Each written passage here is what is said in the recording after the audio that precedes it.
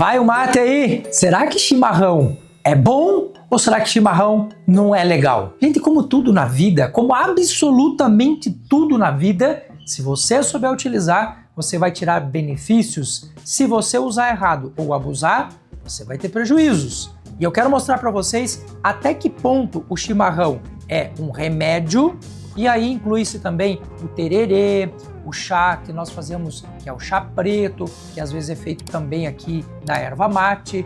Todos os chás que são feitos da erva mate, Ilex paraguaiensis, se encaixam no que eu vou explicar aqui para vocês hoje. Vamos começando da seguinte maneira. Chimarrão é remédio?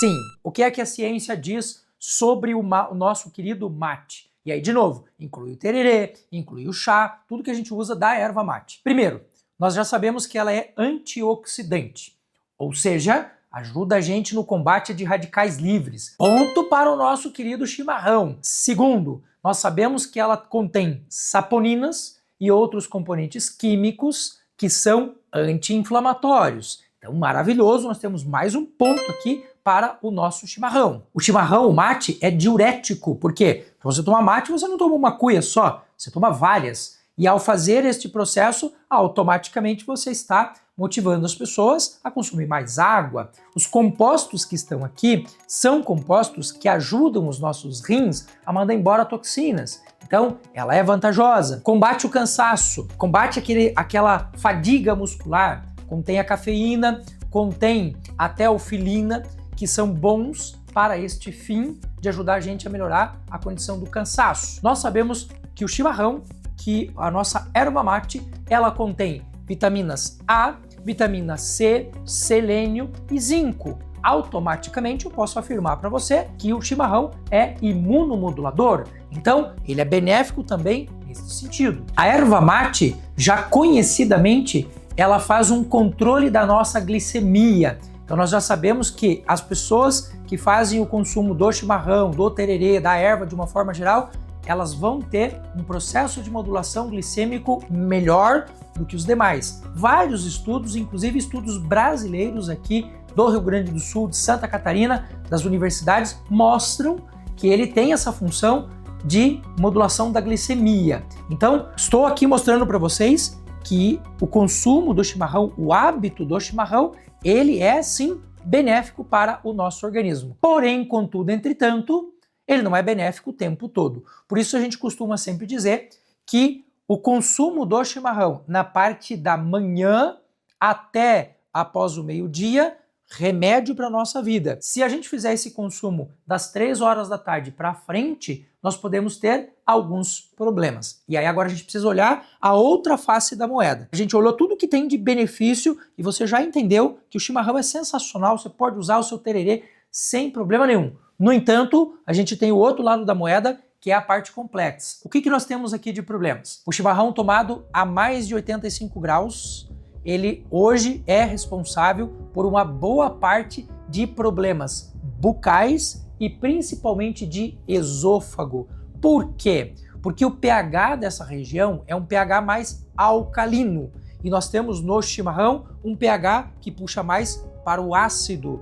Outra coisa que é interessante, a mucosa que protege o seu esôfago, ela é sensível à temperatura. Então nós temos vários problemas como câncer de esôfago por causa da temperatura da água e não por causa do mate em si. Só que a água acompanha o mate, então a gente já sabe que ele pode ter esse impacto. O fato do chimarrão ter uma grande concentração de cafeína pode, por um lado, estimular o funcionamento do intestino, o que é muito legal, mas quando em excesso pode causar alguns danos, principalmente no seu estômago, como é o caso da gastrite e é o caso da azia, que são coisas que a gente precisa cuidar. A pessoa que tem essas condições não deve tomar chimarrão depois das 3 horas da tarde. Agora nós vamos olhar o lado perverso da cafeína. Se você olhar a cafeína, ela vai ter uma função muito legal, já expliquei isso para você, porque ela bloqueia no nosso corpo uma substância chamada adenosina. A adenosina é a substância que diz para o nosso corpo que nós estamos cansados. Então, quando eu tomo chimarrão, eu estou bloqueando a adenosina. Por um lado, para o combate da fadiga, super legal. Só que a adenosina é o principal elemento indutor do sono. Ah, mas eu estou tomando chimarrão às 3 horas da tarde.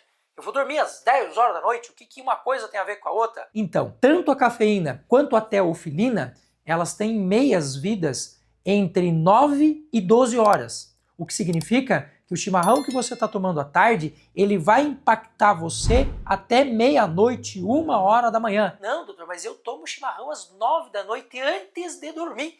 E durmo que é uma criança. Não existe no planeta nenhum estudo científico que comprove que a cafeína não afete o sono. Mas nós temos uma porrada de artigos científicos mostrando que quando você toma e tem a cafeína e a teofilina, elas estão circulantes no seu organismo neste período em que você está adormecendo. Aí nós temos 2 grupos de pessoas. Meu grupo de pessoas, tomei chimarrão de tarde, tchau sono, nem pego no sono. Fico lá assim, ó, olhando pro teto. E existe um segundo grupo de pessoas que não tem problema em pegar no sono, mas 100% deles vai ter problema no sono profundo. Ou seja, vai impactar no seu sono. Por isso, depois das 3 horas da tarde, a gente procura diminuir o consumo ou acabar com o consumo do chimarrão. Vamos a mais uma questão aqui extremamente importante. O ciclo da água, o ciclo entre você tomar a água, o seu corpo absorver a água, usar, reciclar nos seus tecidos, drenar de volta, mandar para sua bexiga e mandar embora, depende de pessoa para pessoa, mas em torno de 6 a 8 horas. Tá, mas e por que isso é um problema? Porque se você toma uma quantidade muito grande de água com estimulante depois das 3 horas da tarde, automaticamente você vai interferir no ciclo de produção da melatonina e no ciclo de liberação dessa melatonina. De que forma? Quando você acorda para fazer xixi 1 hora da manhã, 2 horas da manhã, nós estamos num processo em que a melatonina teve uma curva acentuada de subida, ela estabiliza e ela começa a cair. Essa queda, ela vai acontecendo não de maneira tão acentuada, mas ela vai acontecendo até 3, 4 horas da manhã, que é quando o nosso cortisol está subindo e a gente começa o processo de preparar o corpo para acordar. Se você acordar 1 hora da manhã para fazer xixi e você tiver com a sua melatonina em queda, ela vai para 0 e você não vai mais ter sono profundo aquela noite. Acordei 1 hora da manhã para fazer xixi, acabou o sono profundo. Existe hoje um exame chamado polissonografia, em que a gente mede as ondas do cérebro e mede as fases do sono, e esses exames, eles mostram que a pessoa que acorda de madrugada, ela vai ter problema para entrar em sono profundo de novo. E se você não dorme, querido, você não vive. Porque o processo biofisiológico, que é mais importante para o nosso organismo, regula hormônio, refaz tecidos, ajuda você a produzir e a maturar células do seu sistema imune, restaura o seu fígado, restaura o seu intestino, restaura ossos, acontece durante o sono. Se você não dorme, você não vive. É simples assim. E mais um motivo para você parar para pensar. O nosso corpo, durante o dia, ele está num processo em que a gente tem um aumento e depois uma queda de temperatura. Esse aumento e essa queda de temperatura, eles são normais. E esse aumento e essa queda são determinantes para você, por exemplo, ter um sono profundo. Se você pegar um termômetro e medir a sua temperatura às 5 horas da manhã, você vai perceber que nesse horário é o horário em que você está com a temperatura mais baixa do seu corpo. Quando você está no finalzinho da tarde, 5, 6 horas da tarde, você está no máximo de temperatura. E automaticamente depois você vai ter uma queda que vai preparar você para o sono. Você já percebeu que nenhum animal que hiberna no calor? Ah, mas é porque no calor tem tudo que eu preciso. Não, é porque no frio a gente tem esse desestímulo da produção de alguns hormônios e você tem um processo em que, na temperatura um pouco mais fria, nós temos a facilidade, por exemplo, de liberação de melatonina. Então é mais fácil você tomar um banho de morno para frio à noite para te preparar para o sono do que um banho extremamente quente. A gente vai tomar sopa muito quente perto do horário do sono, atrapalha o sono. Eu vou tomar chá quente perto do sono, atrapalha o sono. Eu vou tomar chimarrão de noite, eu vou tomar chimarrão no final da tarde, atrapalha o sono. Então, por esses motivos que eu citei para você agora, é que a gente não indica o uso do mate, principalmente quente, né, do chimarrão, depois das 3 horas da tarde.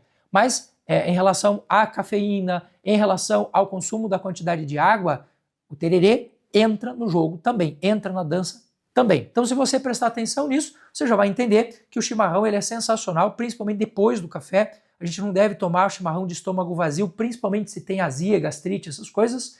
Tem muita gente que tem esse costume, os meus avós, meus pais tinham isso. Levanto cedo, a primeira coisa já faz o chimarrão antes do café. Não, faz o chimarrão depois do café, toma o teu café de boa, toma o seu chimarrão até meio-dia, seja feliz, é bom demais. Olha eu aqui, ó, tô preparando o meu mate aqui, vou até o meio-dia tomando mate bem tranquilo, mateando feliz. Depois do meio-dia, você pode fazer umas 2 ou 3 cuiadas também, passou disso, tem que eliminar. Se você já tem problemas, mais grave ainda, tem que eliminar com toda certeza. Dr. Júlio na área, super beijo para você. Tenho certeza que vocês ainda vão ter muitas dúvidas e perguntas para fazer, porque este assunto mexe numa zona de conforto para muitas pessoas. E é claro, você tem toda a possibilidade do mundo de escrever o que você está pensando aqui nos comentários. Manda bala! Dr. Júlio, super beijo, tchau!